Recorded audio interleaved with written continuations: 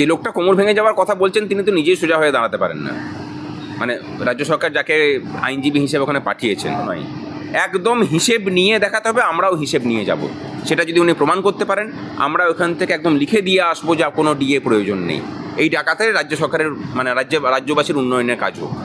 আমরা আনন্দিত, কিন্তু আমরা খুব উল্লসিত কিছু নই। কর্মচারীদের টাকাটাকে মেরে সেখান থেকে কাটমানি খেয়ে সেখান থেকে সেটাকে মিসইউজ করে তুমি এতদিন ভোগ করেছো, এখন কর্মচারীরা তাদের আইনি অধিকারটা ফিরে পাচ্ছে, এখন তুমি চাপের কথা বলছো কেন? কর্মচারীরা কাজ করেন, কর্মচারীদের একটা নির্দিষ্ট সাংবিধানিক কাঠামো মেনে তারা তাদের পারিশ্রমিকটা ঠিক হয়, সেই পারিশ্রমিকটা দিতে হয়, যেটা ভারতবর্ষের প্রত্যেকটা রাজ্য সহ কেন্দ্র নিয়মিতভাবে দিয়ে আসে। ব্যতিক্রম শুধু পশ্চিমবঙ্গ সরকার, যেখানে অবশ্য সরকার চলে না, এটা হচ্ছে একটা মানে প্রাইভেট লিমিটেড কোম্পানির মতো বলতে পারেন, যে আমার ইচ্ছা হলো আমি দিলাম, আমার ইচ্ছা হলো না আমি দিলাম না। 2010 পর্যন্ত পশ্চিমবঙ্গের কর্মচারীরা কেন্দ্রীয় হারেই এই বেতনটা পেয়ে এসেছেন। তারপরে কিন্তু এই মহার্ঘ ভাতাটাকে এই সরকার বন্ধ করে দেয় প্রায়। সুতরাং প্রশ্ন হচ্ছে যে তোমার আর্থিক সক্ষমতা ছিল, তুমি একটা নির্দিষ্ট কাঠামো তৈরি করেছিলে, আইনি কাঠামো, যে কাঠামো মেনে তুমি দিচ্ছিলে। 2010-এর পরে তুমি যখন এলে, কর্মচারীদেরকে তার আগে গালভরা প্রতিশ্রুতি দিয়েছিলে, যখন এসে পরে তুমি তোমার নিজের রূপ দেখিয়ে কর্মচারীদেরকে অধিকার থেকে বঞ্চিত করলে।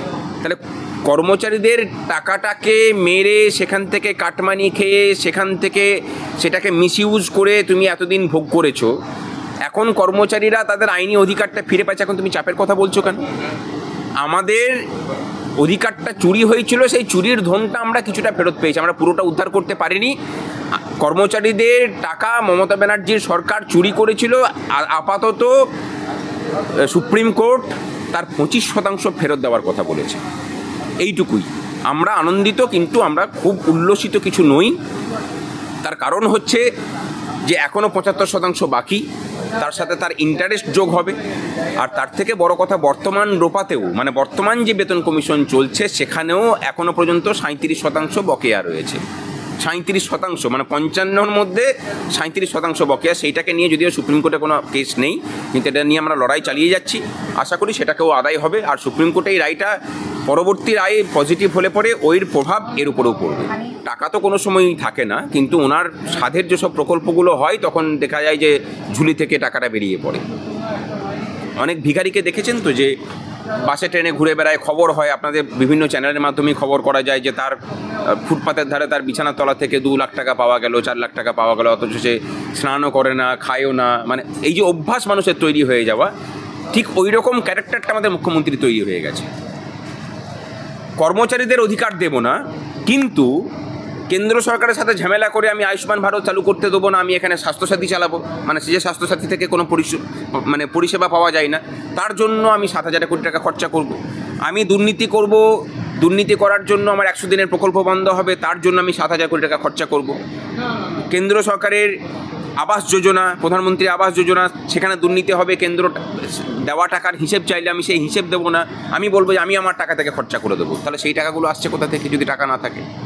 টাকা না থাকলে তো তার প্রভাবটা প্রত্যেকটা প্রকল্পের উপরে পড়বে। সেটা না হয়ে যখন দেখা যাচ্ছে যে টাকা না থাকার কথাটা শুধুমাত্র কর্মচারীদের পাওনাগণ্ডা মেটানোর সময় বলা হচ্ছে, তাহলে বুঝতে হবে যে এটা একমাত্র শুধু শয়তানি, পাক্কা শয়তানি, এটার অন্য কোনো কারণ নেই। টাকা আছে, আমাদের সাথে বসুক, যে আলোচনা হবে সে তার লাইভ টেলিকাস্টিং হোক, তাদের পক্ষ থেকে যত বিশেষজ্ঞকে বসাতে পারেন বসাবেন, আমরা কাগজ কলম নিয়ে বসবো। প্রতি বছর কর্মচারীদের বেতন বাবদ খাত থেকে মোটামুটি 10 থেকে 12,000 কোটি টাকা উনি প্রতি বছর সাশ্রয় করেন, মেরে দেন আর কি। সাশ্রয় করেন বলাটা ভুল হলো, মানে টাকাটা মেরে দেন। ধরুন 6 লক্ষ শূন্য পদ আছে, এই শূন্য পদের এগেনস্টে কেন্দ্র সরকারের কাছ থেকে বেতনের একটা অংশ নিয়ে আসে, অথচ সেগুলোতে নিয়োগ হয় না। নিয়োগ যেগুলোতে করে রেখেছেন সেগুলোকে অস্থায়ী নিয়োগ করে রেখেছেন।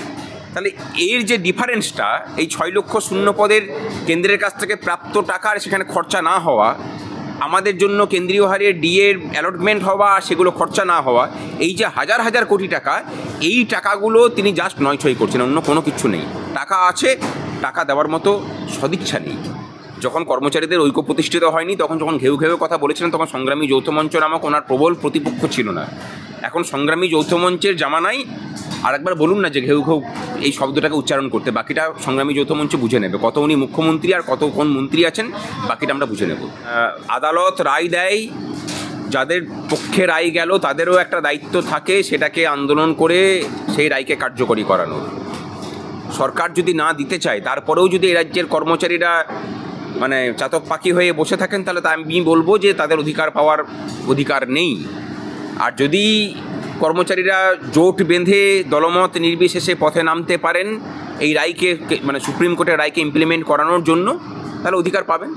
আন্দোলনে পড়লে পরে চাপ পড়লে বাপ বলতে বাধ্য, সেটা তো আমরা এখানে বসে বসে দেখিয়েছি। আমরা এখানে যখন শুরু করলাম তার আগে 3 বছর এই সরকার কোনো ডিএ দেয়নি। আমরা আন্দোলন করে এই সরকারের কাছে প্রথম 1 বছরের মধ্যে 3 বার ডিএ আদায় করেছি। ডিএ দেওয়ার কথা বছরে 2টো করে, উনি বিগত 14 বছর ধরে একবার করে দিয়েছেন অথবা দেয়নি, এরকম চালিয়ে গেছেন। সেখানে 1 বছরে 3 বার দিতে বাধ্য করেছি। সুতরাং মানে ঠিকঠাকভাবে চাপ দিতে পারলে পাওয়া যাবে, অবশ্যই দিতে বাধ্য। যে লোকটা কোমর ভেঙে যাওয়ার কথা বলছেন তিনি তো নিজেই সোজা হয়ে দাঁড়াতে পারেন না। মানে রাজ্য সরকার যাকে আইনজীবী হিসেবে ওখানে পাঠিয়েছেন, তা আগে তিনি মানে সত্য কথাটা বলার প্র্যাকটিস করুন। আদালতে গিয়েও এরা আদালত কক্ষের বাইরেও যেমন মিথ্যা কথা বলেন, আদালতের ভিতরেও এরা মানে সমানভাবে মিথ্যা কথাগুলো বলে যান। উনি তথ্য দিয়ে প্রমাণ করুন যে কোমর ভেঙে যাবে, তারপর আমরা মেনে নেব। আগে তথ্যটা দিন। নয়, একদম হিসেব নিয়ে দেখাতে হবে, আমরাও হিসেব নিয়ে যাব। সেটা যদি উনি প্রমাণ করতে পারেন আমরা ওখান থেকে একদম লিখে দিয়ে আসবো যে কোনো ডিএ প্রয়োজন নেই। এই টাকাতে রাজ্য সরকারের মানে রাজ্যবাসীর উন্নয়নের কাজ হোক। নিজে গোটা কলকাতা থেকে তোলাবাজি করে জায়গা জমি বিক্রি করে দিয়ে রিয়েল এস্টেটের বিজনেস করে হাজার হাজার কোটি টাকার মালিক হয়ে উনি ফকির সেজে থাকেন। তাদের মুখ থেকে এসব কথা বেরোবে না তো আপনি কি মানবিক মানে জায়গা আশা করেন নাকি? তাই অমানবিক এবং বর্বর সরকার, এদের কাছ থেকে অন্য কিছু আশা করা যায় না। আমরা এর বিরুদ্ধে খুব সত্বর প্রতিবাদ মিছিল করে তাদেরকে সংহতি জানাবো। লড়াই চলবে।